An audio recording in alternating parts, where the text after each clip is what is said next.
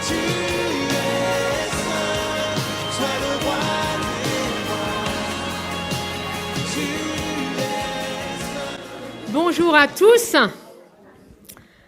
Alors j'invite les derniers à prendre place.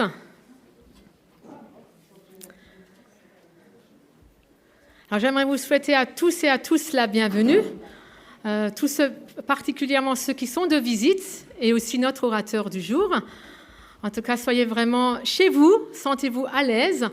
En tout cas, Dieu vous accueille et nous aussi nous le faisons. Alors avant de rentrer dans le vif du sujet que j'ai prévu pour vous aujourd'hui, j'aimerais qu'on fasse les annonces. Alors j'aimerais d'abord inviter Sébastien.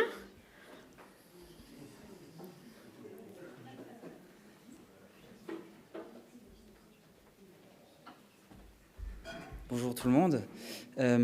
Au mois d'octobre, donc le mois d'octobre sera très riche au niveau des cultes. Nous allons avoir plusieurs cultes spéciaux et je viens par rapport au culte du 8 octobre, donc c'est dans 3 semaines, qui sera à la fois un culte de famille, ce qui veut dire que les enfants pourront rester, donc le culte sera aussi un peu plus court. Il n'y aura pas de message ce jour-là et ce sera surtout aussi un culte de reconnaissance. Donc nous voulons ce jour-là vraiment être reconnaissants de tous les bienfaits du Seigneur, tout ce qu'il nous offre.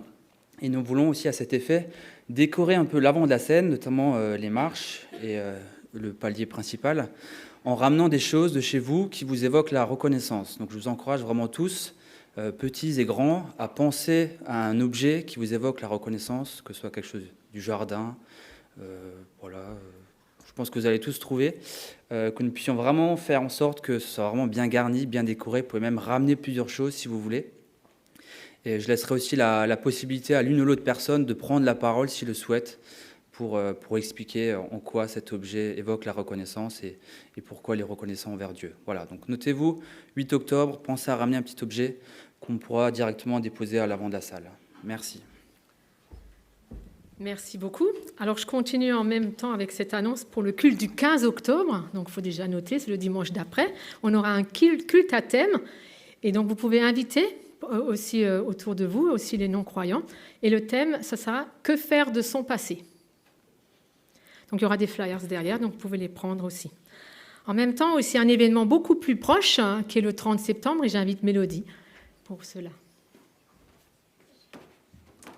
Et oui, bonjour, 30 septembre, Gladys Aylward, vous le savez maintenant, comédie musicale à Preusdorf, 2 représentations, 16h ou 20h, ou vous pouvez même venir aux 2 si vous avez envie.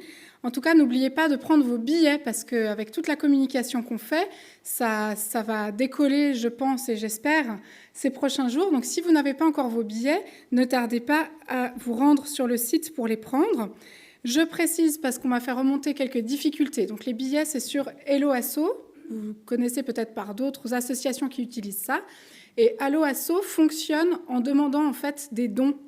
Donc, d'office, quand vous allez prendre vos billets, ils vont vous demander, c'est au prorata du montant que vous achetez, ils vont vous demander une contribution de peut-être 3 €, 5 €, ou même encore un petit peu plus si vous achetez plusieurs billets.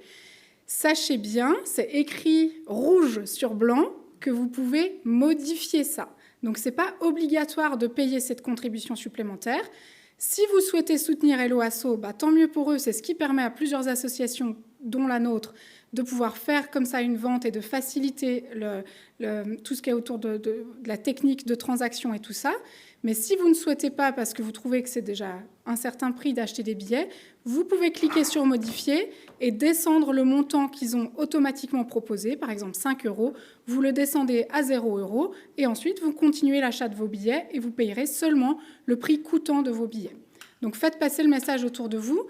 Si c'est compliqué pour certains d'aller sur Internet, n'hésitez pas à nous demander de l'aide, soit Alex, qui n'est pas là aujourd'hui, mais que vous pouvez contacter par la suite, soit moi-même. On peut trouver une solution ensemble pour vous arranger, mais pour des raisons d'organisation, c'est quand même plus facile pour nous de savoir combien de personnes on attend, pour le nombre de chaises à mettre, pour le nombre d'achats à faire pour la buvette, etc.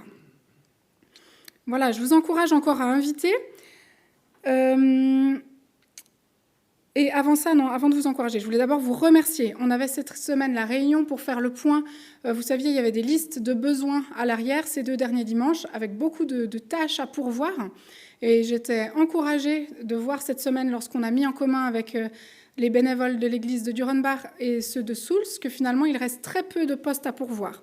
Alors, il nous faudrait juste encore 1 ou 2 personnes pour le parking, pour s'occuper du placement dans le parking, pour la représentation de 16 heures. Donc, ça implique d'être présent à partir de 15 heures, 1 heure avant, et simplement de mettre un gilet jaune pour être bien vu. Donc, vous voyez, il ne faut pas de grandes compétences, juste de la disponibilité.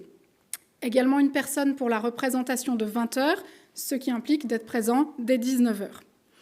On aura aussi encore besoin d'1 ou 2 personnes pour ranger les chaises à la fin du spectacle, donc autour de 22 heures.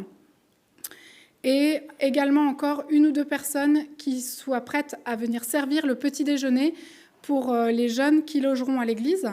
Voilà, c'est servir un petit déjeuner, hein. Il n'y a rien de très compliqué. Il y a plusieurs personnes qui ne sont pas disponibles parce qu'elles hébergent elles-mêmes des gens à leur domicile. Donc, c'est un petit peu compliqué d'héberger des gens et de venir servir à l'église en même temps. Donc, pour les personnes qui n'ont personne à accueillir chez eux à la maison, si 1 ou 2 personnes voulaient bien se rendre disponibles pour ça, ce serait très sympathique. Voilà, je vous encourage encore à faire connaître cet événement, à en parler autour de vous. Et pour ça, j'aimerais vous donner quelques éléments qui donnent envie, enfin j'espère en tout cas.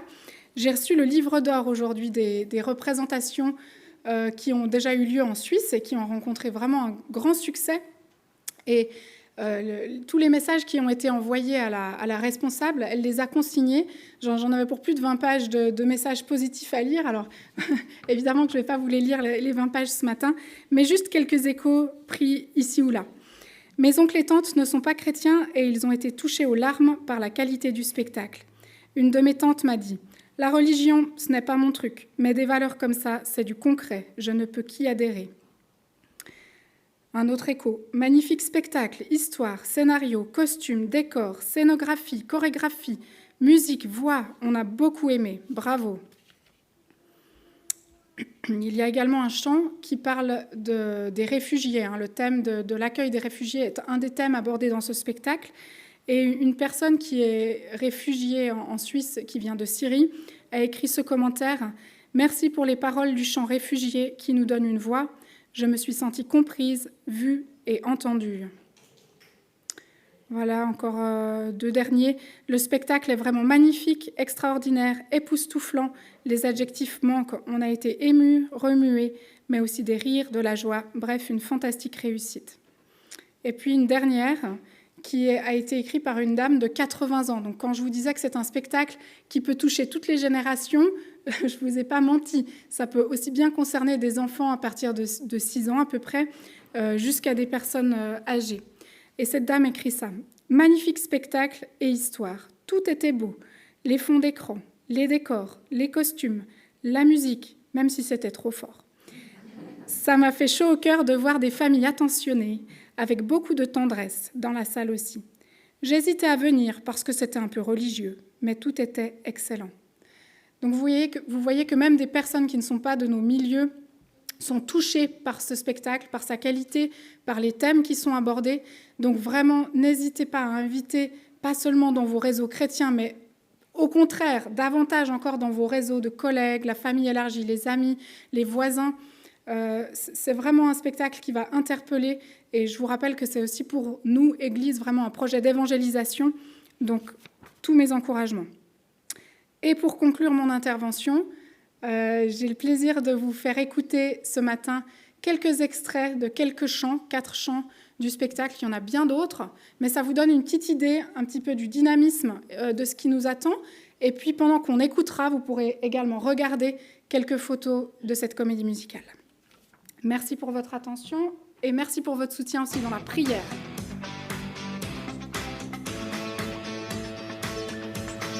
T'es-tu borné? Où avez-vous la tête? Partir en Chine, au bout de la planète. Oui, ma petite dame, je connais mon métier. Vous n'allez pas m'apprendre les règles du marché. J'avoue, j'insiste, je n'aime pas qu'on me résiste.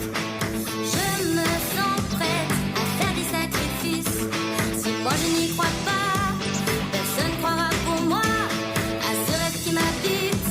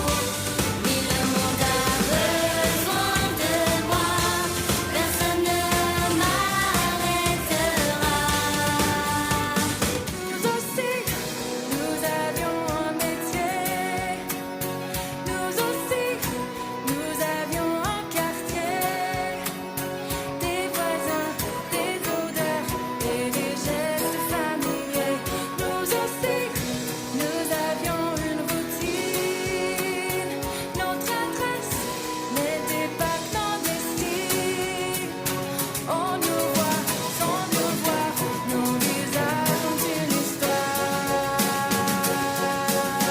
Réfugiés, réfugiés. On a tous un rêve, une bonne idée qui donne une raison d'exister. Un projet gravé dans nos cœurs par celui qui nous a créés. Tous différents et importants, c'est un rôle unique à jouer. Une partition, une passion, c'est notre vocation.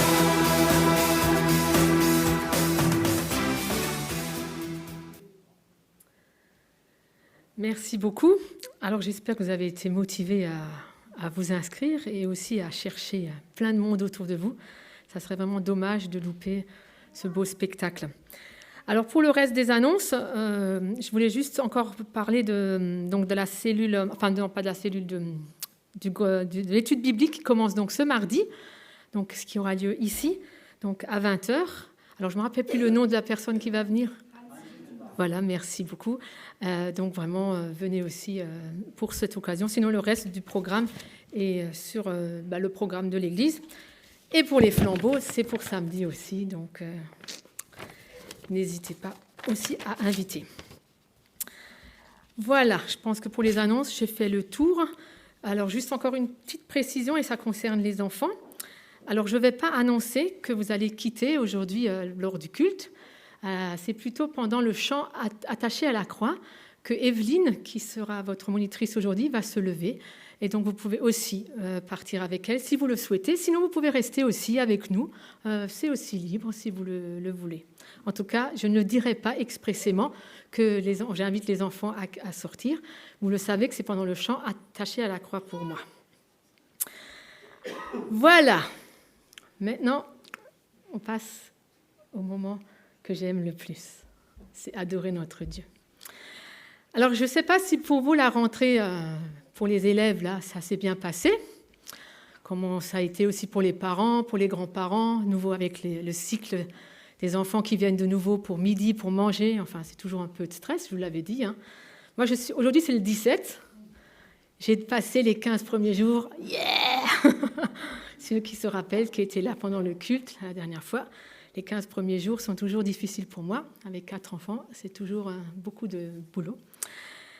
Et il y a une chose qui m'est venue, parce que vous savez, en ce moment, je lis les psaumes.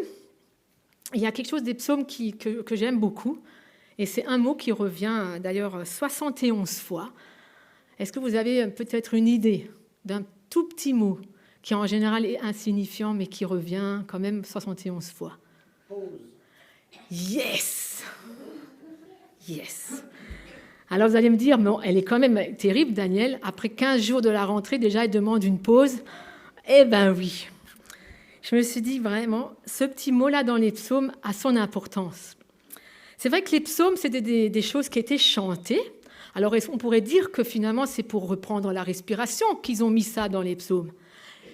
Oui, ça pourrait être le cas. Mais je ne pense pas que c'était, à mon avis, le but le plus important. Ils ont aussi mis ce côté pause pour aussi commencer à contempler Dieu, à l'adorer, commencer juste à admirer sa beauté, sa grandeur, malgré dans tout ce qu'ils vivaient, parce que quand on lit les psaumes, il y a des moments, on a l'impression qu'ils sont vraiment dans la torture, dans la souffrance énorme. Et pourtant, il y a ce petit mot, pause. Pause pour juste regarder, pour juste contempler Dieu. Et j'aimerais vous lire un texte que j'ai trouvé, hein, c'est pas moi qui l'ai écrit, hein, mais je pense que ça résume un peu aussi que parfois on a besoin, et vous verrez. Maintenant que c'est la reprise des activités, quelle pause pratiquer au milieu de notre situation, de notre ville? La pause café, nécessité pour rester éveillé, la pause sieste, obligée pour tenir la journée, la pause vitaminée ou au mini-parcours de santé pour entretenir sa vitalité, la pause détente, variété, pour souffler et changer d'idée, la pause échange de banalité, ou la pause partage s'il y a des affinités, la pause retrait pour préserver son intégrité, la pause intimité avec moi-même dans les contrariétés pour limiter certaines réactions instantanées. Un banc m'attend. Même au milieu des passants ou des cris d'enfants, je peux m'arrêter un moment, suspendre l'enchaînement effréné et pratiquer une de ces pauses ressourcement. Je me souviens combien la pause dépose, repose, est vitale pour éviter l'overdose. Je répète celle-là. Je me souviens combien la pause dépose, repose est vitale pour éviter l'overdose. Pause, stop, feu rouge à ne pas griller, un banc m'attend. Une pause pour respirer, mais surtout une pause pour remercier Dieu d'exister, lui qui manifeste tant sa bonté. Une pause pour me connecter à l'essentiel, déposer la culpabilité, l'anxiété, retrouver la sérénité, méditer la parole de vérité et expérimenter les secondes d'éternité en présence du ressuscité. Alors, en cette période de début d'année scolaire ou autre pour vous, je souhaite à chacun un quotidien équilibré, nourri par des pauses variées, inspiré par l'esprit de vérité. Et j'aimerais vous inviter maintenant à faire ce temps de pause qui est aussi dit dans les psaumes pour justement contempler Dieu, pour remettre Dieu finalement sur le trône et lui dire combien nous l'aimons, combien nous trouvons qu'il est majesté. Et je vous invite vraiment à ce temps de louange. Alors vous êtes libre de vous lever, de vous rester assis, de taper des mains. Sentez-vous vraiment, c'est un moment de pause entre vous et votre Dieu.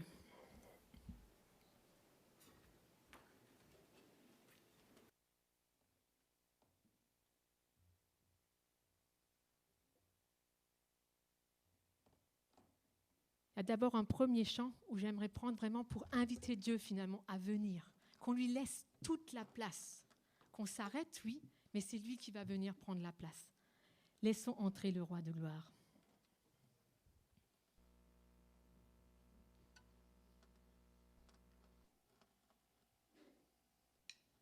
Je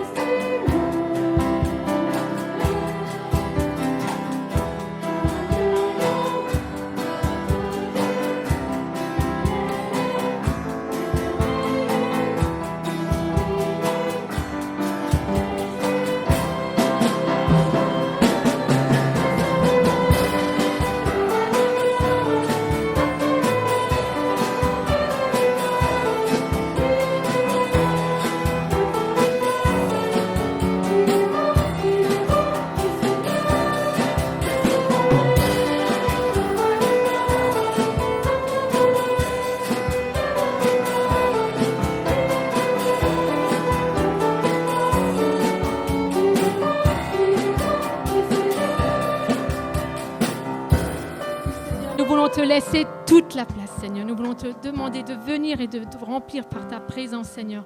Viens vraiment remplir nos cœurs, Seigneur, que nous puissions vraiment être débordants de joie parce que tu as fait tellement de merveilles, Seigneur, et que nous puissions vraiment avoir cette disposition de cœur, que nous puissions choisir de vraiment te laisser toute cette place, Seigneur.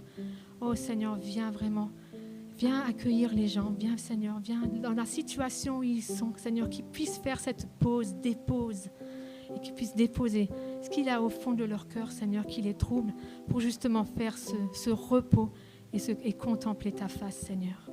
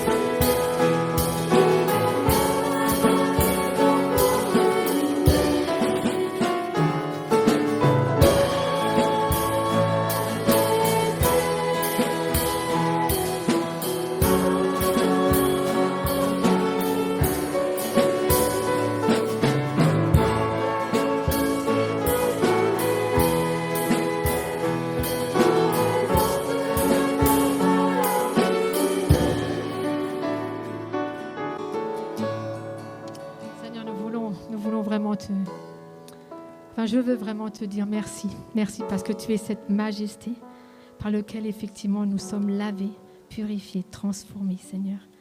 Nous voulons te dire merci. Merci beaucoup pour ce sacrifice que tu as fait, Seigneur. Pour cette opportunité qu'on puisse être dans ta présence, tout simplement comme on est. Pas besoin d'être un ministre ou d'être je ne sais quoi. Juste simplement être moi. Merci Seigneur pour cela.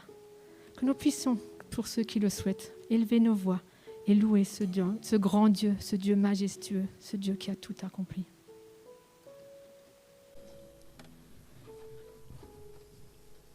Poussez des cris de joie en l'honneur de l'Éternel, habitants la terre. Servez l'Éternel avec joie. Venez avec allégresse en sa présence. Sachez que l'Éternel est Dieu. C'est lui qui nous a fait et nous lui a parlé. Nous sommes son peuple, le troupeau dont il est le berger. Entrez dans ses portes avec reconnaissance, dans ses parvis avec des chants de gloire.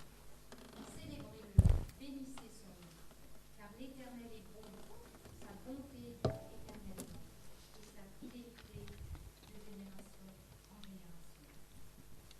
Seigneur, c'est ce que nous voulons de tout notre cœur aussi nous rappeler en nous-mêmes combien tu es grand et combien c'est rassurant de savoir que nous t'appartenons, que tu nous aides et que tu nous conduis dans cet instant de vie.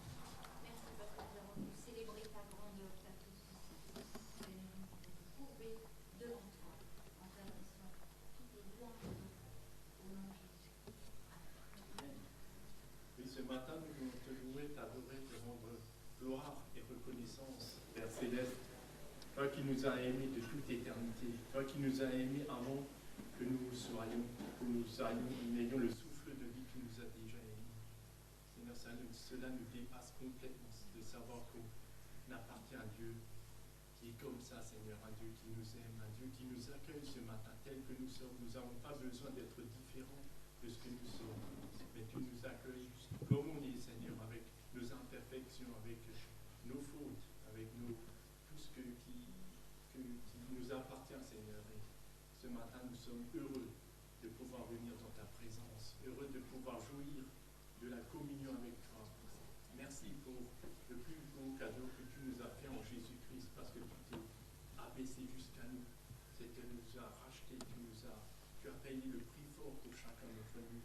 Autrement, personne ne sera ici dans cette salle ce matin, et ni dans les autres lieux de culte sur toute la terre, Seigneur. C'est toi qui as tout fait pour nous, Seigneur. Tu as ouvert le chemin, Seigneur, parce que tu es le chemin, la vérité, la vie. Nul ne vient au Père que par moi, tu as dit. Seigneur, et c'est ça qui nous réjouit ce matin. C'est d'être sauvé, d'être gracié, d'être réconcilié par Jésus-Christ. Celui qui est l'auteur de toutes choses, Seigneur, tu as dit, tu es l'alpha et l'oméga, tu es le début et la fin. Tu es celui qui reviendra nous chercher, Seigneur. Seigneur, merci parce que nous pouvons nous réjouir aussi de ce moment où nous serons près de toi. Seigneur, mais tant que nous sommes ici, nous voulons avoir un cœur qui bat pour toi, Seigneur, un cœur entier, un cœur qui veut aussi te dire ce matin que nous t'aimons. Avec nos faibles, Seigneur, juste nos faibles, nous voulons t'aider, que nous t'aimons, Seigneur, parce que de nous-mêmes, nous ne pouvons pas t'aimer, mais c'est toi qui nous donnes de pouvoir t'aimer. Et que toute la gloire, la louange, l'honneur, la majesté te reviennent à toi seul, et que ton nom seul soit élevé dans ce lieu. Le nom de Jésus-Christ. Alléluia. Amen. Amen. Ô Dieu trois fois saint, merci car vous pouvez clairement t'appeler notre Père dans le sacrifice Jésus. Mais tu es un Père qui s'occupe de nous. Tu es là présent par ton esprit ce matin. Dirige-nous, dirige nos pensées vers toi. Que ce culte puisse être une louange à toi seul. Honoré, béni et adoré sois-tu.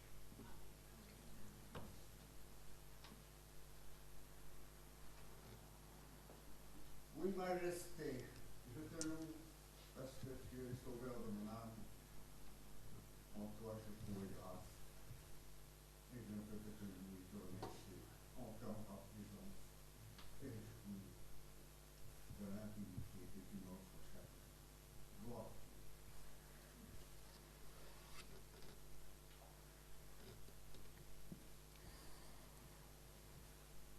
Merci Seigneur Dieu.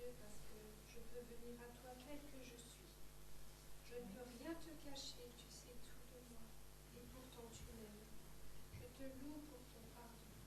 Merci pour ton amour. Louange à toi. Seigneur Jésus, tu es le seul digne de louange, le seul digne d'adoration. Toi qui as donné ta vie, toi qui as vaincu, toi qui es Dieu d'éternité en éternité, toi qui es la justice.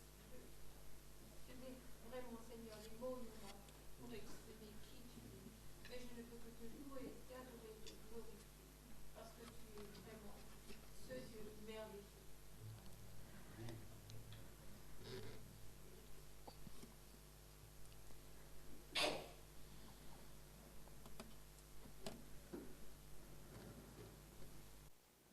Qu'il est bon, Seigneur, de faire justement cette pause pour venir dans ta présence, pour contempler ta magnificence, Seigneur, mais aussi pour se rappeler de ce sacrifice que tu as fait.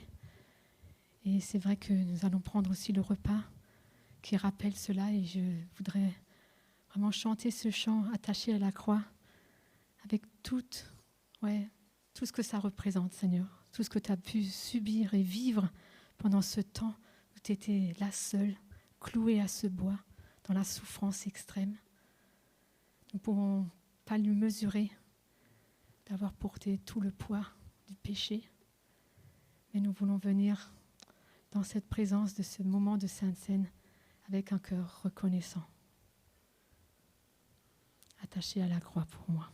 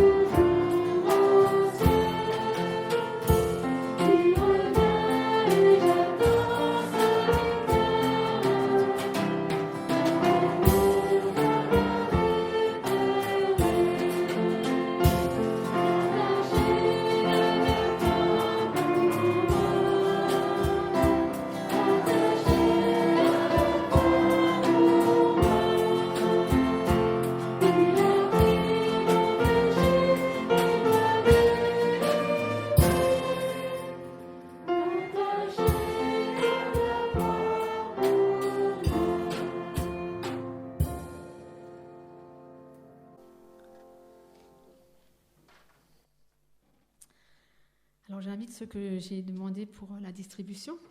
En attendant, j'aimerais lire Matthieu 26, verset 26. Pendant qu'il mangeait, Jésus prit du pain et prononça la prière de bénédiction. Puis il le rompit et donna aux disciples en disant « Prenez, mangez, ceci est mon corps. » Puis il prit ensuite une coupe et remercia Dieu. Puis il la donna en disant « Buvez-en tous, car ceci est mon sang, le sang de la nouvelle alliance, qui est versé pour beaucoup pour le pardon des péchés. Seigneur, j'aimerais encore, comme là dans ces textes, c'est souligné que la prière de bénédiction, remercier Dieu. J'aimerais encore te remercier pour ce sacrifice que tu as fait. Te remercier pour ce sang meurtri, pour ce corps meurtri, pour ce sang versé. Merci en tout cas, Seigneur, de nous avoir donné ce libre accès à toi à travers ton sacrifice. Amen.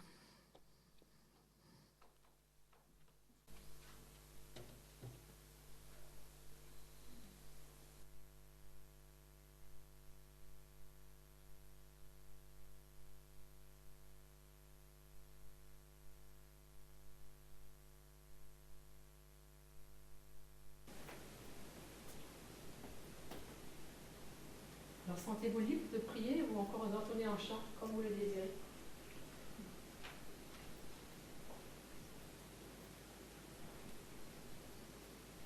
Oh oui, Seigneur, nous pouvons jamais assez te remercier. Ainsi que louer, Seigneur, pour tout ce que tu as accompli pour chacun de nous. Merci pour cette grâce immense, Seigneur. Merci d'être allé jusqu'au bout pour payer au prix fort de ta vie, notre frère. Merci car nous pouvons commémorer cela ensemble ce matin, Seigneur. Merci, Seigneur. Merci, Seigneur, pour ce pain qui représente ton corps. Merci, Seigneur, pour ce jus qui représente ton sang. Merci car tu l'as versé pour nous. Tu as donné ton corps pour nous, Seigneur. Pour nous qui ne sommes pas dignes. Merci, Seigneur.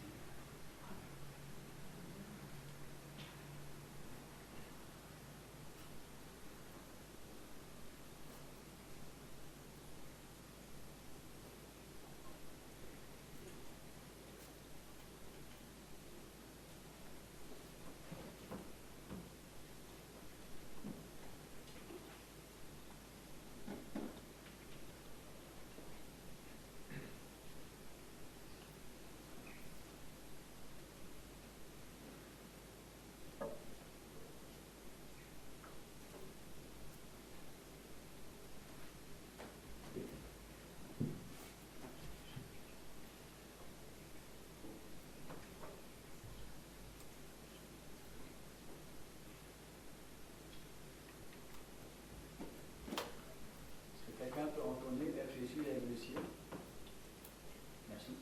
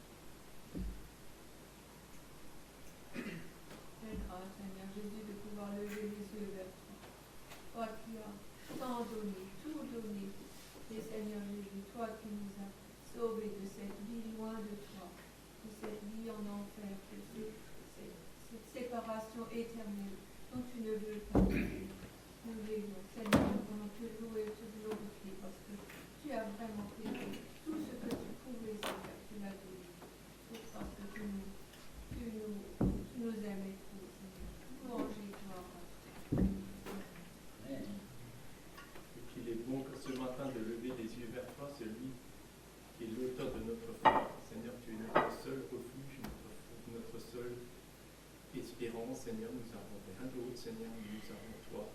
Seigneur, c'est toi qui as tout fait pour nous, Seigneur. Et merci parce que tu l'as fait par amour. amour pour nous, Seigneur.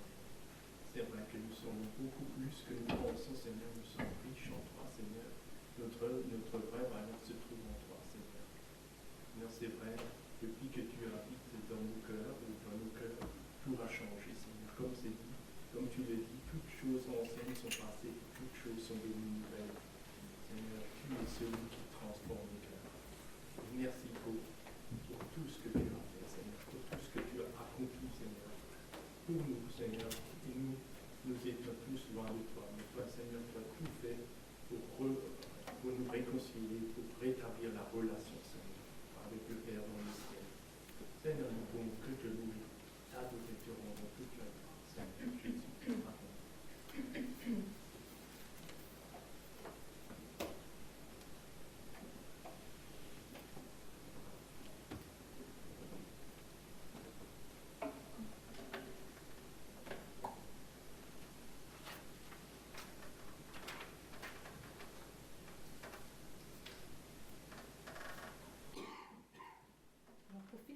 D'adoration, je vous invite à chanter Mon Rédempteur vit.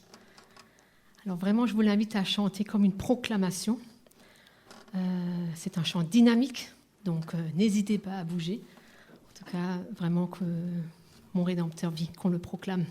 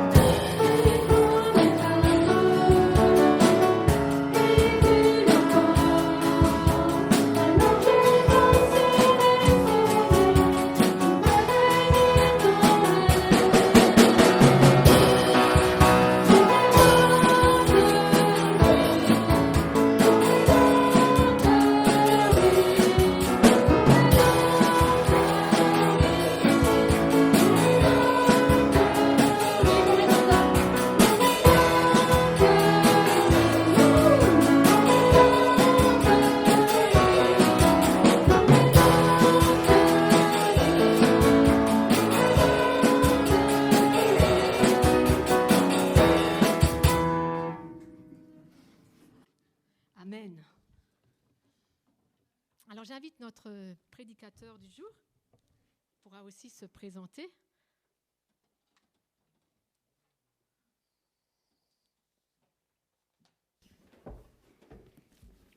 Bonjour à toutes et à tous.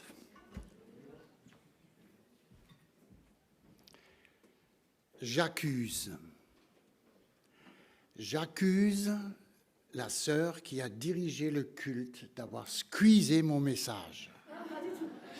Et je vous affirme que je n'ai pas communiqué avec elle, ni par mail, ni par SMS, on ne se connaît même pas. Alors moi, ça m'encourage. Alors je cesse maintenant les accusations, ça m'encourage parce que je trouve qu'il y aura une cohérence entre ce qui a été dirigé et ce qui va être prêché. Et ça, je trouve que c'est bien. J'ai déjà assisté à des cultes où il y avait une disruption totale entre ce qui a été dirigé et ce qui a été prêché. Et moi, j'aime bien quand il y a une cohérence, quand il y a une ligne qui mène vers une idée commune. Et je trouve là la marque de l'Esprit de Dieu. Voilà. Alors sur ce, maintenant on a appris à se connaître. Je ne sais même pas votre nom. Daniel ou votre prénom, oui. Moi, c'est André. Alors maintenant, le prédicateur s'est présenté. On va maintenant quand même s'intéresser au texte biblique. Je vous propose donc un message sur la pause. Tiens donc, sur la pause. Et dans ce sens, on va ouvrir l'Ancien Testament. Il y a beaucoup de choses qui se passent dans l'Ancien Testament et on va parler d'un homme qui a marqué l'histoire de l'Ancien Testament, qui a même été cité dans le Nouveau Testament et qui, un jour, on en parlera de nouveau de lui. Il s'agit du prophète Élie. Élie, dans sa vie, a dû faire une pause nécessaire parce qu'il était dépressif. Donc, on va ouvrir 1 Roi, chapitre 19, pour ceux qui ont des Bibles ou des fameux portables où ils peuvent suivre le texte de 1 Roi 19. Et à la fin du message, je demanderai encore à Mireille, qui m'a accompagné, de donner juste quelques petites nouvelles concernant la radio, puisque je suis là au titre de la radio. Akab rapporta à Jézabel tout ce qu'avait fait Élie et la manière dont il avait tué par l'épée tous les prophètes. Jézabel envoya alors un messager à Élie pour lui dire « Que les dieux me traitent avec la plus grande sévérité si demain, à la même heure, je ne te fais pas ce que tu leur as fait. » Voyant cela, Élie se leva et partit pour sauver sa vie. Il arriva à Beersheba, une ville qui appartient à Juda, et il y laissa son serviteur. Quant à lui, il marcha toute une journée dans le désert, puis il s'assit sous un genêt et demanda la mort en disant « C'est assez. Maintenant, Éternel, prends ma vie, car je ne suis pas meilleur que mes ancêtres. » Il se coucha et s'endormit sous un genêt. Et voici qu'un ange le toucha et lui dit « Lève-toi et mange. » Élie regarda et il vit à son chevet un gâteau cuit sur des pierres chauffées, ainsi qu'une cruche d'eau. Il mangea et but, puis se recoucha. L'ange de l'Éternel vint une deuxième fois, le toucha et dit « Lève-toi et mange, car le chemin est trop long pour toi. » Il se leva, mangea et but, puis, avec la force que lui donna cette nourriture, il marcha 40 jours et 40 nuits jusqu'à la montagne de Dieu, jusqu'à Horeb. Là, il entra dans la grotte et y passa la nuit. Or, la parole de l'Éternel lui fut adressée. « Que fais-tu ici, Élie » Il répondit, « J'ai déployé tout mon zèle pour l'Éternel, le Dieu de l'univers. En effet, les Israélites ont abandonné ton alliance, ils ont démoli tes autels et ont tué tes prophètes par l'épée. Je suis resté, moi seul, et ils cherchent à m'enlever la vie. » L'Éternel dit, « Sors et tiens-toi sur la montagne devant l'Éternel, et l'Éternel va passer. » Devant l'Éternel, il y eut un vent fort et violent qui déchirait les montagnes et brisait les rochers. L'Éternel n'était pas dans le vent. Après le vent, il y eut un tremblement de terre. L'Éternel n'était pas dans le tremblement de terre. Après le tremblement de terre, il y eut un feu. L'Éternel n'était pas dans le feu. Après le feu, il y eut un murmure doux et léger. Quand il l'entendit, Élie s'enveloppa le visage de son manteau, sortit et se tint à l'entrée de la grotte. Et voici qu'une voix lui fit entendre ces paroles. « Que fais-tu ici, Élie ?» Il répondit, « J'ai déployé tout mon zèle pour l'Éternel, le Dieu de l'univers. En effet, les Israélites ont abandonné ton alliance, ils ont démoli tes autels et ont tué tes prophètes par l'épée. Je suis resté, moi seul, et ils cherchent à m'ôter la vie. » L'Éternel lui dit, « Vas-y, poursuis ton chemin dans le désert, jusqu'à Damas. Une fois arrivé là-bas, tu consacreras par onction Hazaël comme roi de Syrie. Tu consacreras aussi par onction Jéhu, le petit-fils de Nimshi, comme roi d'Israël, et tu consacreras par onction Élisée, le fils de Shaphat d'Abel-Méhola, comme prophète à ta place. Celui qui échappera à l'épée de Hazaël, Jéhu le fera mourir, et celui qui échappera à l'épée de Jéhu, Élisée le fera mourir. Mais je vais laisser en Israël 7000 hommes.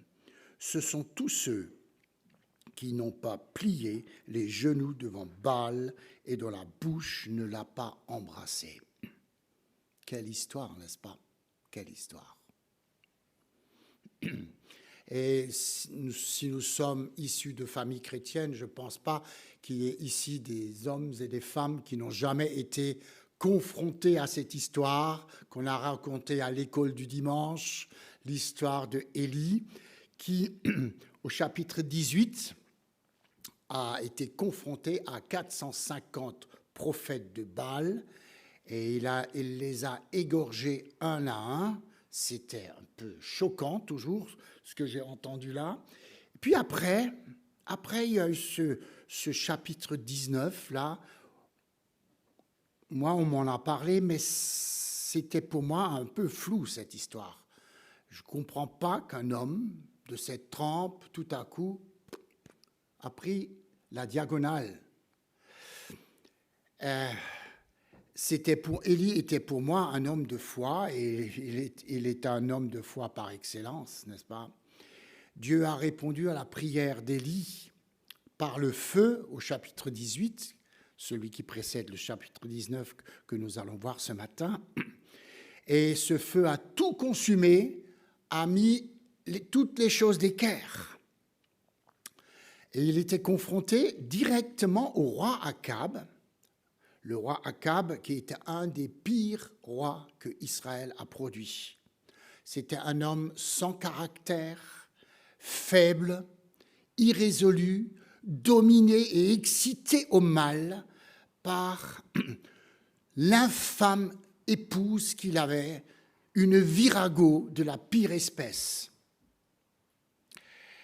Le peuple ressemblait à Akab et ressemblait à son épouse, puisque depuis longtemps le peuple d'Israël s'était détourné de l'Éternel pour adorer les Baals et les Astartés.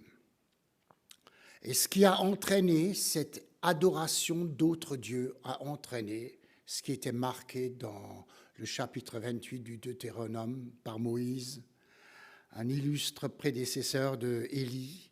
Il avait dit au chapitre 28 du Deutéronome que si vous vous détournez de moi, il y aura deux choses parmi tant d'autres, c'est-à-dire que le ciel sera d'airain et la terre sera de fer. Quand il pleut plus, la terre devient de fer et elle craquelle, il n'y a plus rien qui pousse. La terre sous tes pieds sera de fer, Deutéronome 28, et le ciel sera d'airain. Plus rien ne tombera et plus aucune prière ne montera. Dieu refusera d'exaucer le peuple s'il se détourne. Le ciel d'airain. Est-ce que le ciel est d'airain pour nous? Les prières qui ne percent plus, n'est-ce pas? Ça, c'était les conséquences du peuple qui s'est détourné de Dieu. Au chapitre 18, pour revenir encore au passé qui introduit le chapitre 19, on pourrait dire d'Élie, mais c'était un homme extraordinaire, un géant de la foi. Et il est au cime de sa vie. Qui aurait pu faire ce qu'il a fait? Plus rien ne va ébranler cet homme. Quand on a tenu tête à 450 prophètes de Baal, mais qu'est-ce qui peut encore te renverser? Mais au chapitre 28 du chapitre 18, il y a encore déjà un indice prémonitoire qui inquiète un peu et qui nous permet de voir que quelque part, malgré toutes ces victoires, le regard de Élie est suspect. Je suis resté moi seul, prophète de l'Éternel. Il me semble qu'il avait déjà des lunettes déformantes. Il voit déjà une chose, un angle qui n'est pas juste. Au chapitre 18, à la fin, nous lisons que Élie pria l'Éternel pour qu'il pleuve. Et quand il était sur le mont Carmel, tout à coup, il a vu un nuage au loin. Et après ce nuage, c'est un cumulonimbus qui, tout à coup, était présent et il a flotté, et c'était au bout de 3 ans et demi de sécheresse, tout à coup ça tombe. Alors là, ça tombait. Mireille et moi, on était en Israël déjà. Quelquefois, quand il a flotté, ça tombe des cordes. Et c'est un deuxième miracle que Élie a expérimenté sur le Carmel. Et puis après, il y a encore un troisième miracle qui nous est raconté. Élie descend du Carmel, mais il ne descend pas en marche lente, il court. Et derrière cette course, il y a les purs sangs de roi Akab qui sont derrière lui. Alors il court, je ne sais pas comment peut-on courir aussi vite. En tout cas, il court. Et il court plus de 30 kilomètres. Du Carmel jusqu'à Jizréel, c'est au moins 30 kilomètres. Extraordinaire. Sans entraînement. Il ne s'était pas entraîné à cette course. Là, il fallait à nouveau le faire. Il vit de miracle en miracle. Et il l'a fait. Et au verset 46 du chapitre précédent, nous lisons « La main de l'Éternel reposa sur Élie ». C'est pour ça qu'il pouvait courir. Devant des purs sangs. J'aurais bien voulu voir ça. Donc nous sommes devant un géant qui nous dépasse complètement. Et heureusement qu'il y a ce chapitre 19, la grande pause. Ce chapitre 19 qui est là pour nous rappeler que ce géant dont nous parlons, finalement, c'est un homme comme vous et moi. Comme le dit l'apôtre Jacques, Élie était un homme comme nous. Et nous allons le voir que c'était un homme comme nous, et il nous est vachement devenu sympathique. Vachement sympathique. Après cette grande bénédiction du Carmel, vient donc un sacré contre-coup, une sacrée contre-attaque de l'ennemi de nos âmes qui n'est jamais très loin. Élie reçoit un télégramme, un SMS, comme je l'ai exprès lu, avec en tête royale, signé Jézabel, que les dieux me traitent dans toute leur rigueur, si demain à cette heure-ci, je ne fais pas de ta vie ce que tu as fait des 450 prophètes de Baal. Un homme de Dieu disait souvent, quand j'étais adolescent, « André, là où il y a action, il y a réaction. » Et nous allons voir maintenant ce matin une réaction de l'ennemi. C'était une douche froide, ce SMS qu'il a eu. Tout est remis en question. Tout est à refaire. Et je m'imagine le cerveau d'Élie qui ne comprend pas ce qui lui arrive. Il remporte une victoire sans conteste. Et voilà, c'est ça qu'il attend. Il prit peur, comme on le comprend, parce qu'elle ne versait pas dans la dentelle, Jézabel. Il commence à douter, et était peut-être même un peu en colère. Il dit « je ne comprends pas, avec tout ce qui s'est passé, je ne comprends pas ». Il est plein de dépit. Et sans doute à ce moment-là, il ne pouvait plus chanter le chant que nous chantons des fois. Quel repos, quel céleste repos, tous mes ennemis, Jésus les a vaincus. Sur ce moment-là, il ne pouvait plus chanter ce chant, je crois, hein, tellement il était désarçonné.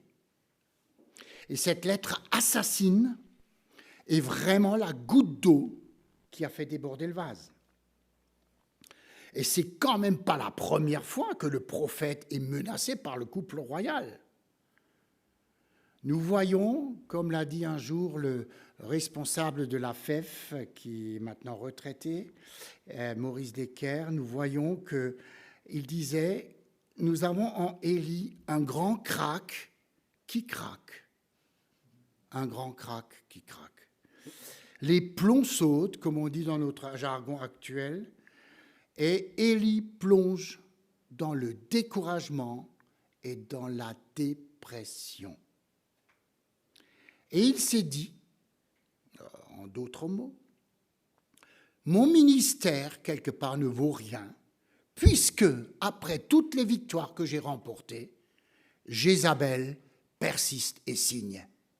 Et elle m'envoie un SMS tueur. À quoi bon cette victoire ? Alors, il n'y a qu'une seule solution pour lui, la fuite en avant. La fuite. Et il ne s'attendait vraiment pas à cela. Et il plonge véritablement dans un profond découragement et dans une profonde dépression. J'ai entendu dernièrement l'histoire de au moins 2 pasteurs qui tout à coup ont plongé dans une dépression profonde. J'en connais un qui était tellement tout à coup devenu dépressif dans son ministère de pasteur qu'il ne pouvait même plus franchir l'entrée de son église dont il était pasteur. Quand il franchissait l'entrée, il tombait dans une dépression profonde. C'était étonnant. Il est pourtant payé par cette église pour être pasteur. Alors si un pasteur qui est payé pour être pasteur et qui ne peut plus franchir le seuil, ça commence à être problématique, n'est-ce pas? Un autre que je connais bien et qui maintenant remonte la pente, ça me fait plaisir, lui, il s'occupait de tout aussi, dans beaucoup de choses. Il était président de ceci, président de cela, vice-président là, fondateur d'une école privée pour chrétiens, enfin bref. Et tout à coup, un jour, crash, découragement, dépression. Il fallait même qu'il aille en Allemagne se faire soigner parce qu'il paraît qu'ils ont des instituts là-bas spécialement pour gens dépressifs.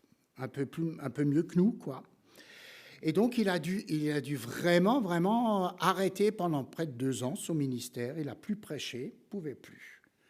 C'est drôle quand on est en charge d'un ministère pastoral et qu'on doit être aidé par dépression.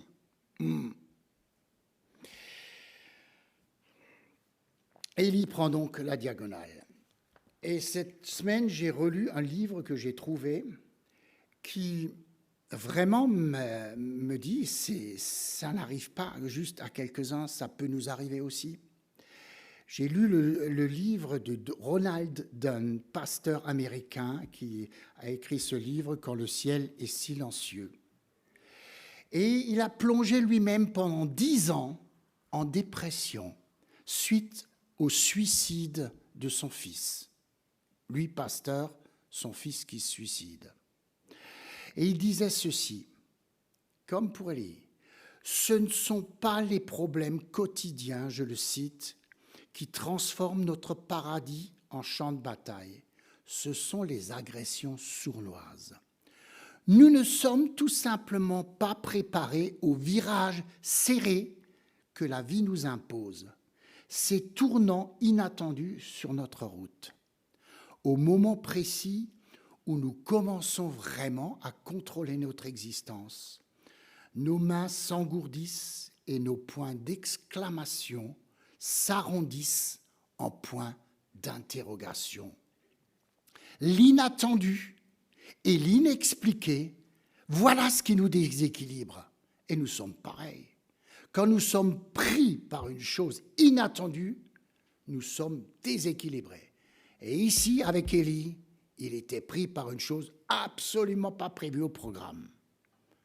La surprise, le virage inattendu qui déséquilibra Élie.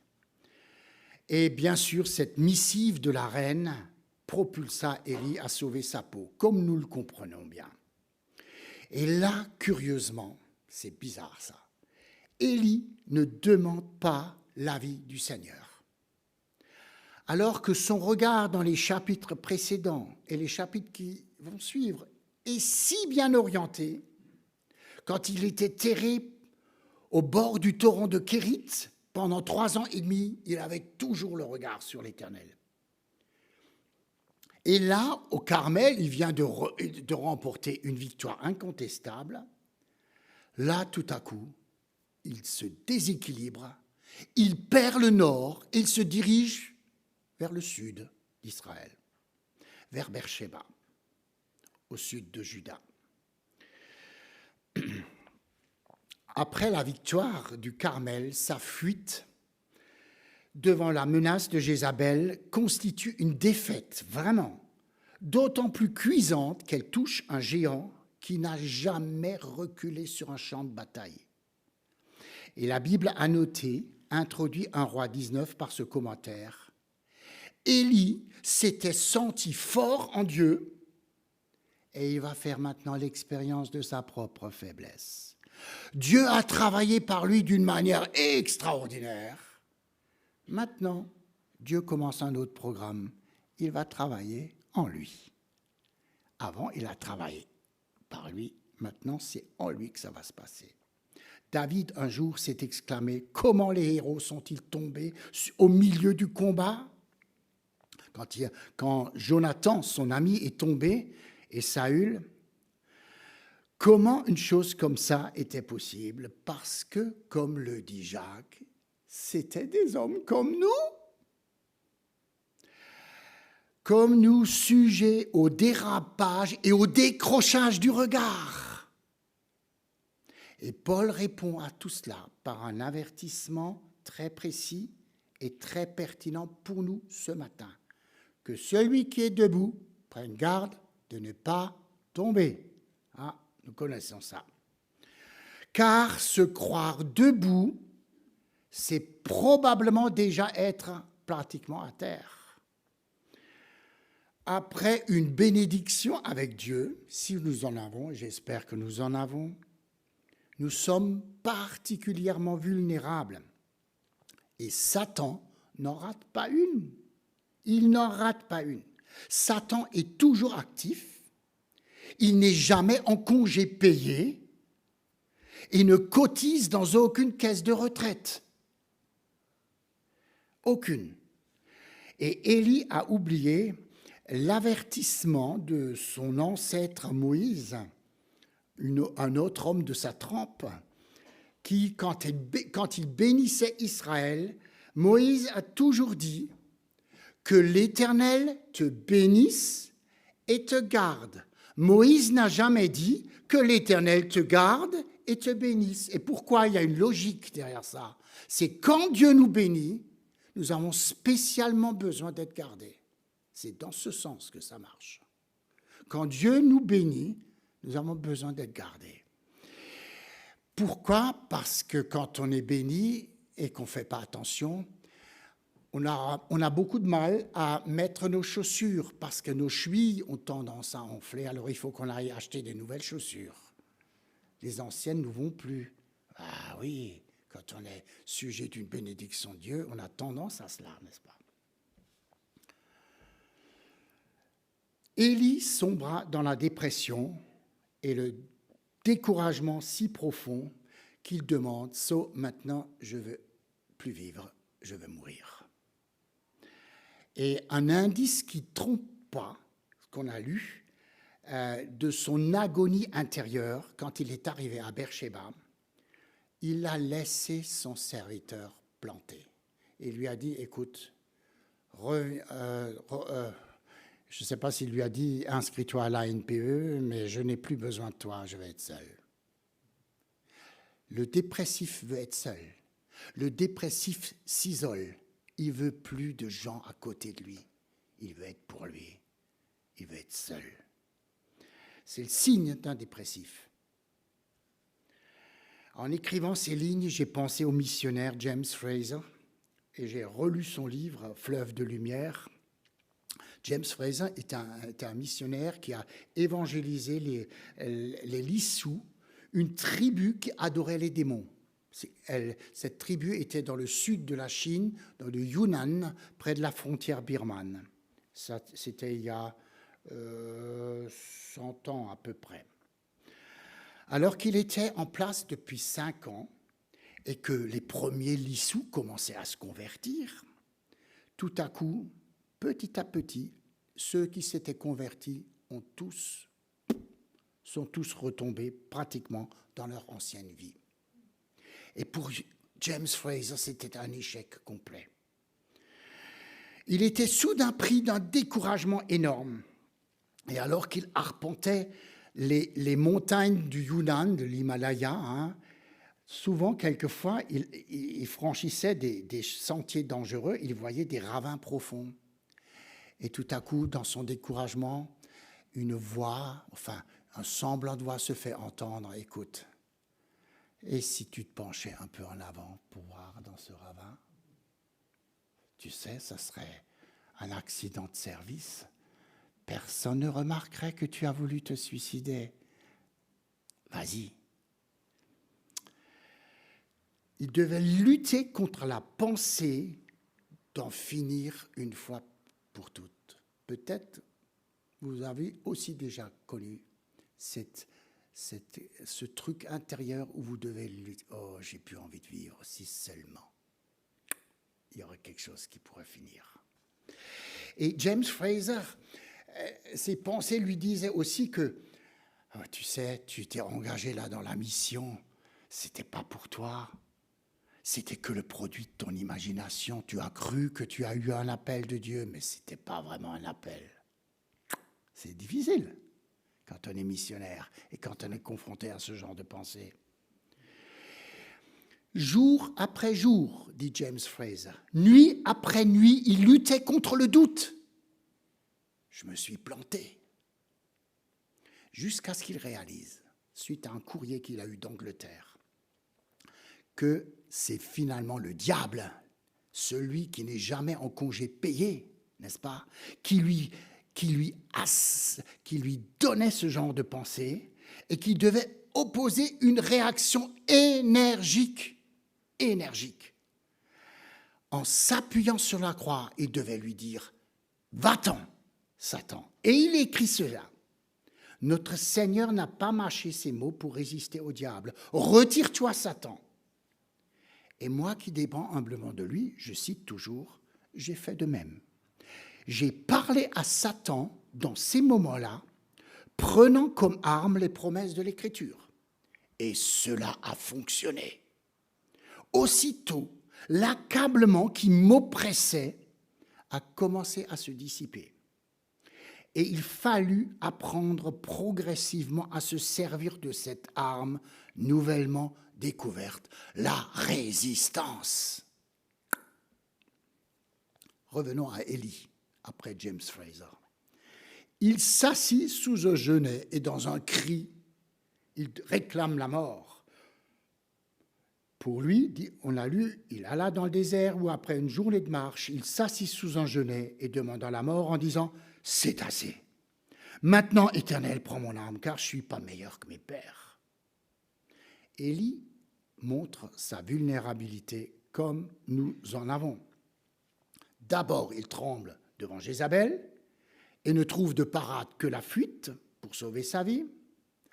Alors, exténué par la tension physique et psychique des événements qui ont précédé ce chapitre 19, dont on a déjà parlé, ensuite, il s'impose une marche forcée de 100 km, c'est pas 10, c'est 100, et il se laisse tomber sous un genêt et il dit ras-le-bol maintenant.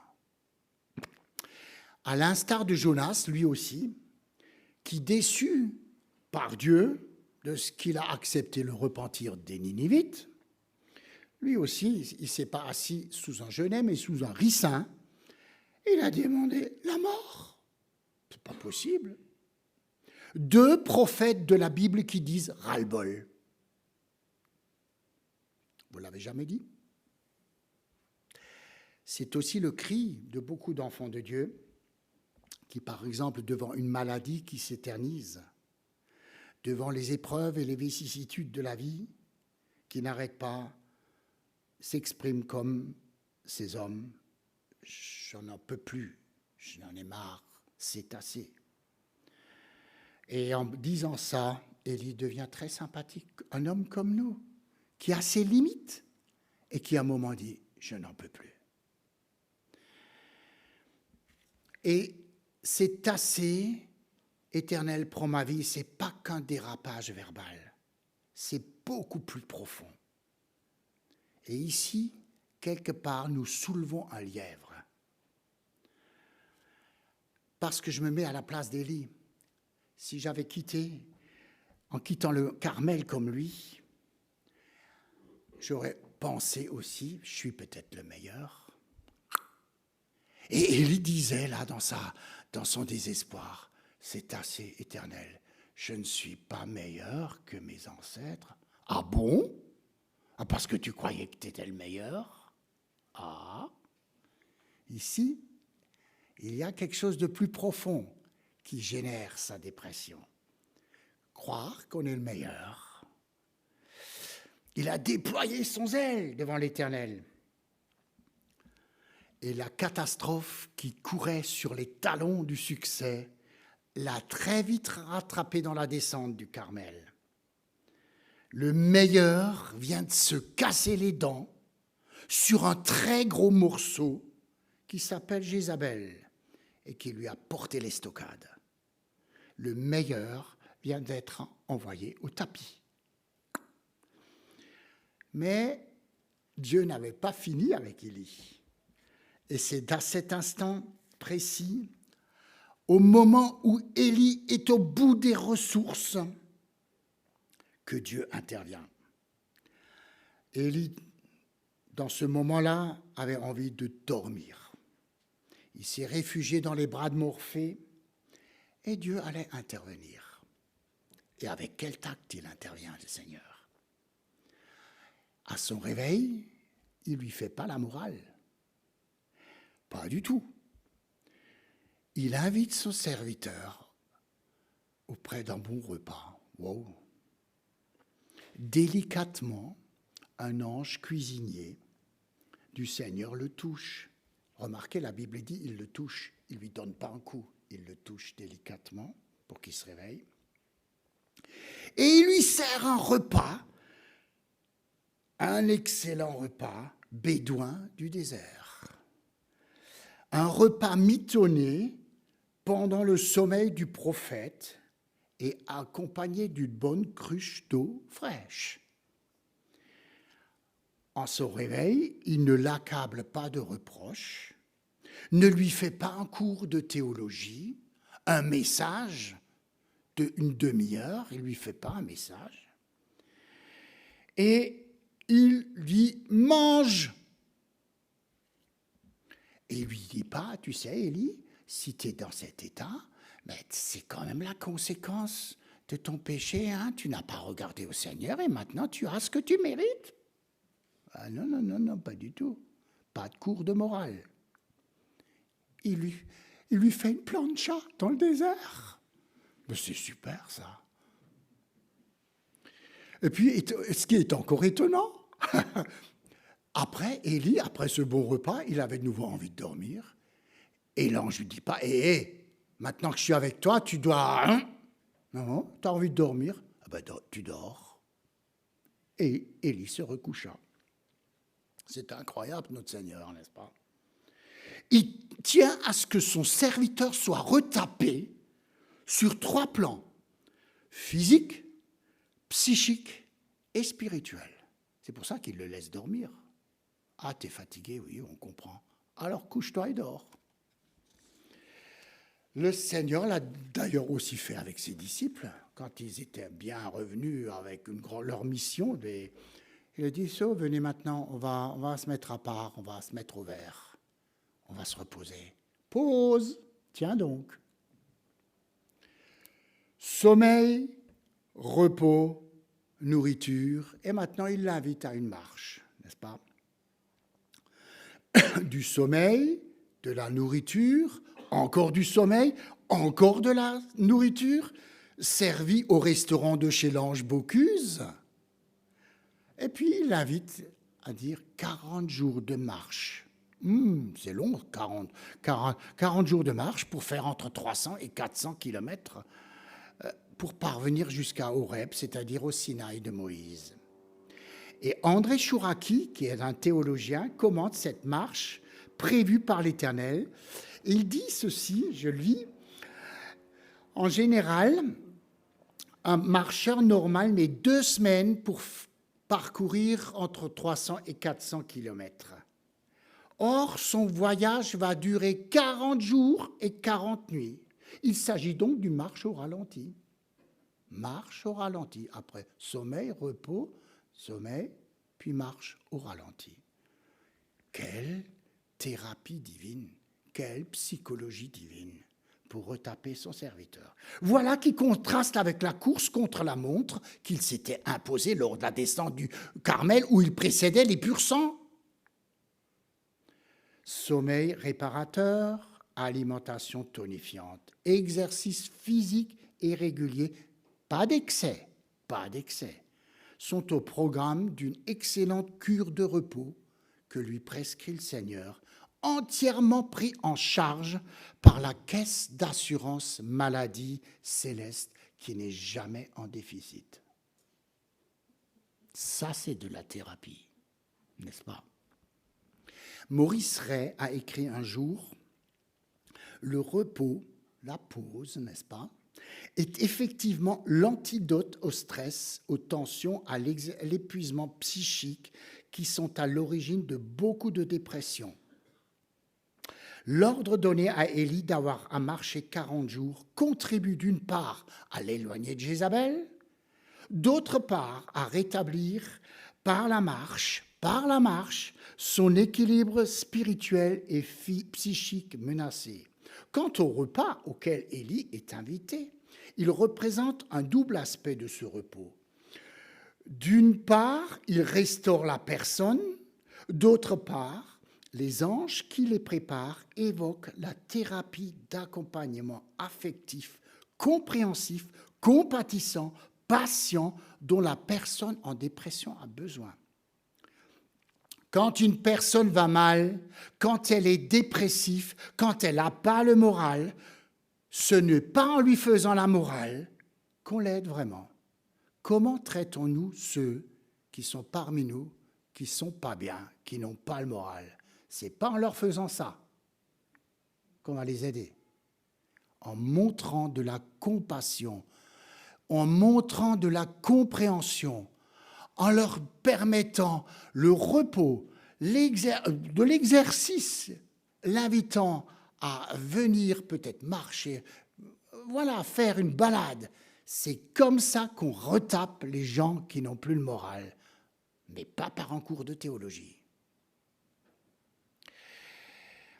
Voilà donc les différentes étapes de la thérapie mise en œuvre par Dieu pour relever, rééquilibrer et restaurer son serviteur. Aujourd'hui, on a aussi des médicaments qu'il ne faut pas mépriser, le Prozac, le Zoloft, peu importe comment ils s'appellent ces molécules. Aujourd'hui, on a encore la science qui permet d'aider des gens qui sont au bout de ressources pour les aider à relever la tête. Psaume 3, versets 3 à 4. « Combien disent à mon sujet, plus de salut auprès de Dieu pour lui. » Pause. Et puis tout à coup, après la pause, le psalmiste dit, « Mais toi, ô Éternel, tu es la ma gloire et tu relèves la tête. » Super. Pause. Combien ce mot, comme l'a dit Daniel, maintenant que je connais, sonne agréablement à nos oreilles. On parle de pause café, je crois que tu l'as dit, pause goûter, pause déjeuner, pause repas, pause whisky, pause pipi. Quel carillon de fête et de soulagement pour aujourd'hui, pour l'homme pressé, stressé, agressé, en ce début du XXIe siècle. Et quelle douce réponse au quadruple soupir. Il paraît qu'en musique, une pause vaut 4 soupirs. Hein, 4 soupirs. Et celui qui aspire, qui soupire un moment pour reprendre son souffle. Et comme l'a si bien dit Daniel, ce mot pause se retrouve 71 fois dans le psautier.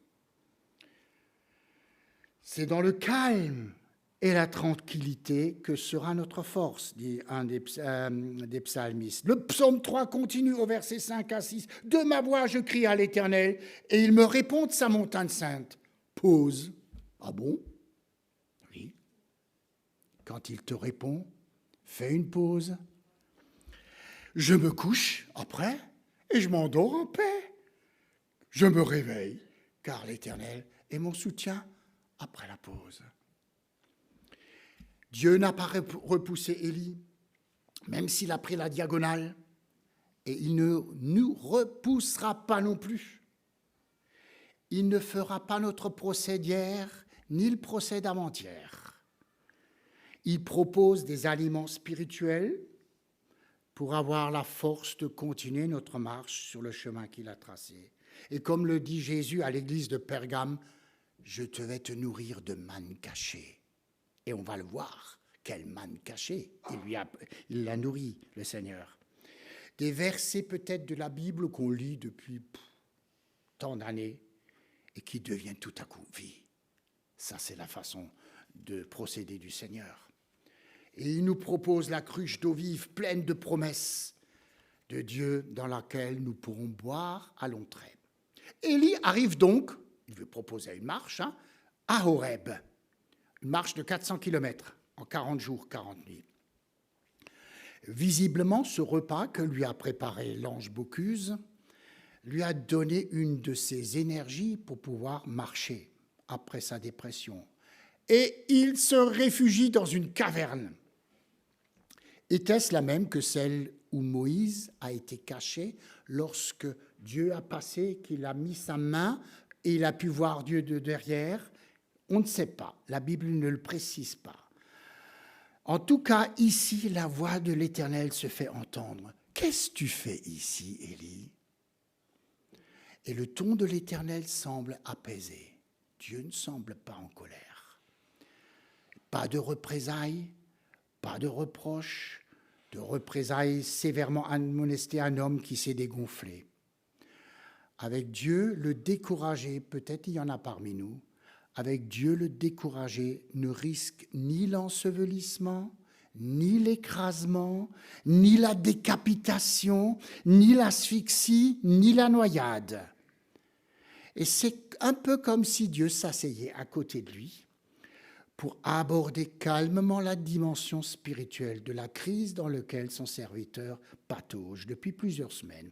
Alors Dieu interroge son messager par « Que fais-tu ici, Élie ?» Comme il a interrogé Adam et Ève, n'est-ce pas? Où es-tu?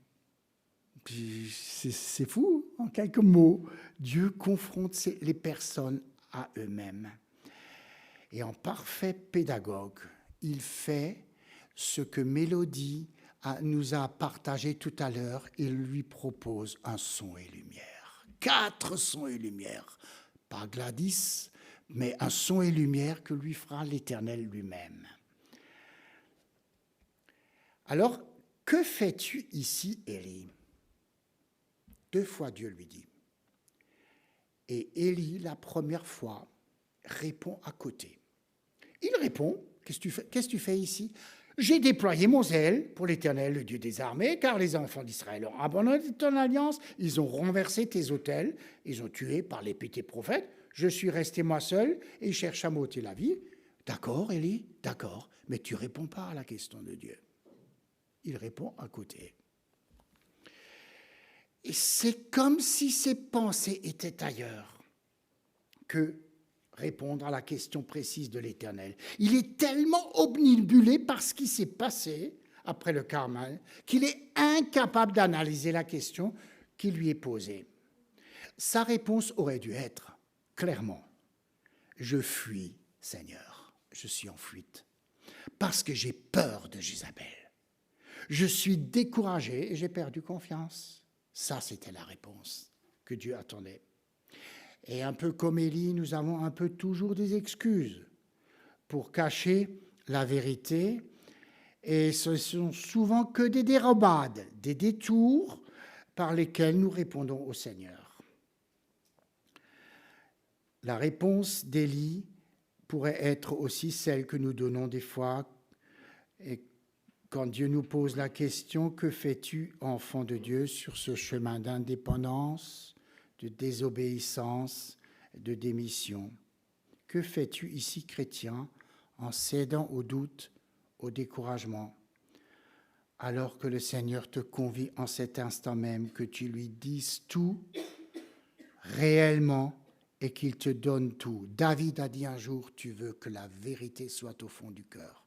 Et l'objectif du Seigneur qui travaille dans nos vies, c'est que nous soyons dans la vérité avec lui. Seigneur, je ne maquille pas ce qui m'arrive, je te dis tout.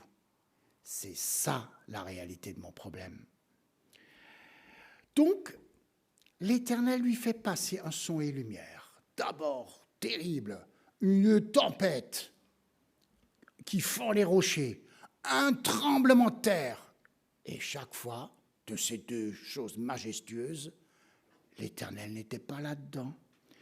Ensuite, encore un troisième son et lumière. Le feu que la terre a vomi comme un volcan et qui manifestait pour Élie la puissance illimitée de Dieu, mais Dieu n'est pas là-dedans. Comprends pas Élie. Élie avait un caractère fort. Ici, dans ma Bible, il est marqué Élie, c'était le prophète de feu.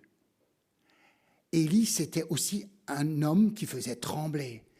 Les sons et lumières correspondent parfaitement à son caractère. Et Dieu n'est pas là-dedans. Mais où est-ce que tu es, Dieu? Qu'est-ce qu'il faut qu'il lui montre pour que Élie voit où est Dieu? Il n'est pas dans ces choses. Pourtant, Dieu utilise ces choses pour les gens qui ne croient pas, pour Israël, tremblement de terre, feu. Mais il n'est pas là-dedans. Dieu est amour, il est dans autre chose. Il est dans le doux murmure et léger. C'était le quatrième son et lumière. Et là, tout à coup, pour Élie, ça craque, vraiment. Là, il rencontre le vrai Dieu, le Dieu d'amour. Quand Élie l'entenda, il s'enveloppa le visage de son manteau, il sortit et enfin peut se tenir debout à nouveau. Et à nouveau, il lui pose cette question, qu'est-ce que tu fais? Alors on ne sait pas tout ce qui s'est passé dans cet échange maintenant, on ne sait pas. En tout cas, Dieu lui a dit, tu as fait nord-sud jusqu'au Sinaï. Maintenant, tu vas faire l'inverse, tu vas faire sud-nord. Tu vas aller de Beersheba, du mont Hérob, jusqu'à Damas, et tu vas établir le roi de Syrie. Ensuite, tu vas établir un nouveau roi en Israël. Et ensuite, tu vas donner une bonne leçon à Jézabel et à Akab. Tu vas les admonester. Et c'est ce que Élie va faire. Élie est encouragé par le Seigneur par deux choses. Il lui donne à son dépressif une nouvelle mission. C'est pas la fin. J'ai encore besoin de toi. Il lui donne une nouvelle mission. Et quelle mission, n'est-ce pas? Il l'encourage à faire demi-tour. Personne n'aime faire demi-tour. Élie non plus. Mais cette fois-ci, il le fait avec une communion retrouvée avec le Seigneur. Voilà, pour l'instant, je m'arrête là parce que je crois que je vous ai un peu trop longtemps attardé. En tout cas, cette histoire d'Élie nous montre combien Dieu est fidèle avec ceux qui lui restent attachés, même s'ils sont découragés et dépressifs. C'est une bonne nouvelle pour nous, vraiment. Que le Seigneur vous bénisse.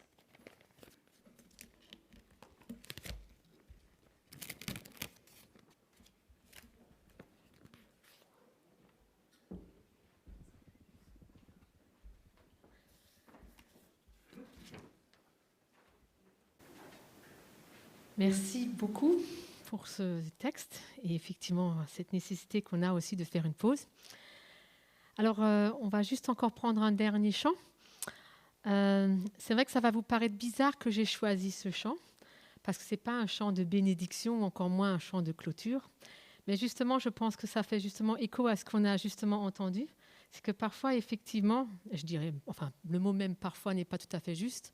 Souvent, nous traversons des déserts, traversons des épreuves, des moments difficiles. Et combien, justement, on doit se rappeler que les bienfaits de l'Éternel sont là, qu'on les sache les reconnaître, pour justement pas avoir le découragement, pas avoir une overdose, un ras-le-bol, mais qu'on puisse justement voir les bienfaits de l'Éternel. Alors je vous invite à terminer par ce chant.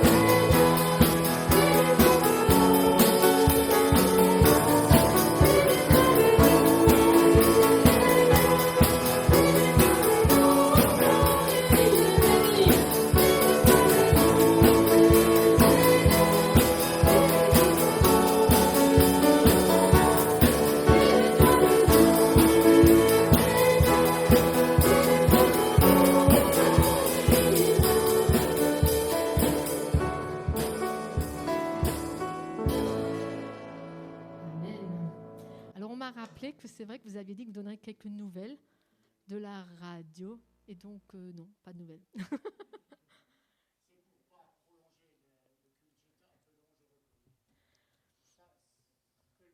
Bah, 2 minutes, je pense que ça irait encore. Il nous reste 5 minutes jusqu'à midi, donc ça va.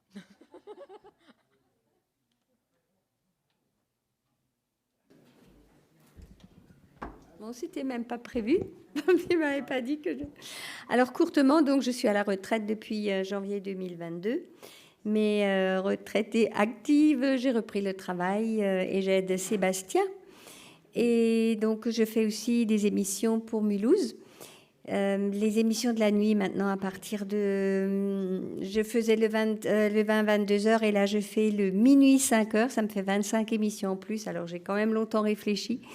Et finalement, je le fais parce qu'il y a énormément d'écoute la nuit. Les gens ne vont pas bien. Et les gens qui vont pas bien, ils nous écoutent et ils ont beaucoup, beaucoup de retours concernant les émissions de nuit. Donc, j'ai pris les émissions de la nuit pour le national. Hein. Je fais sur le Natio et je fais encore des émissions du dimanche pour le local. Et donc, voilà, on continue, on persévère. La radio, c'est toujours, voilà, on prie, on demande au Seigneur d'intervenir, que les gens écoutent, qu'il y ait des cœurs qui s'ouvrent, qu'on puisse être un encouragement pour les chrétiens et aussi qu'il y ait des gens qui vraiment se tournent vers lui, le rencontrent au travers de la radio. Et il y en a. On a quand même des gens qui disent, voilà, qui se sont convertis. Donc voilà, vous pouvez continuer à prier pour la radio. Voilà. Merci beaucoup et amen pour toutes ces bonnes nouvelles. Bon dimanche à tous.